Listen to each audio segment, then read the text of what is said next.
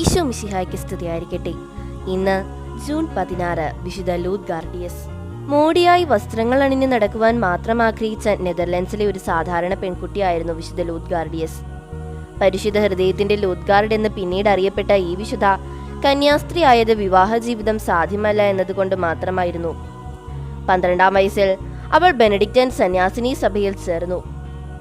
ലൂത്ത് ഗാർഡിയസിന്റെ വിവാഹത്തിന് സ്ത്രീധനമായി മാറ്റിവെച്ചിരുന്ന തുക നഷ്ടപ്പെട്ടു പോയതിനാൽ ഇനിയൊരു വിവാഹ ജീവിതം സാധ്യമല്ല എന്ന ചിന്തയിലാണ് കന്യാസ്ത്രീയായത്. ആത്മീയമായ മറ്റൊരു വിളിയും അവൾക്കുണ്ടായിരുന്നില്ല. ലൂത്ത് ഗാർഡിന് ഏതാണ്ട് 19 വയസ്സ് പ്രായമുള്ളപ്പോൾ ഒരു ദിവസം അവൾക്ക് യേശുവിന്റെ ദർശനമുണ്ടായി. തന്റെ ശരീരത്തിലെ 5 തിരുമുറിവുകൾ യേശു അവൾക്ക് കാണിച്ചു കൊടുത്തു.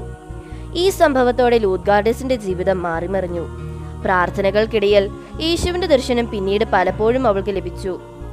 യേശുവിന്റെ പോലുള്ള ക്ഷതങ്ങൾ അവളുടെ ശരീരത്തിലും പ്രത്യക്ഷപ്പെട്ടു. തലമുടികൾക്കിടയിൽ നിന്ന് ചിലപ്പോൾ രക്തമൊഴുകുമായിരുന്നു. ബെനഡിക്റ്റൈൻ സഭയിലെ നിയമങ്ങൾ അത്ര കർശനമായിരുന്നില്ല.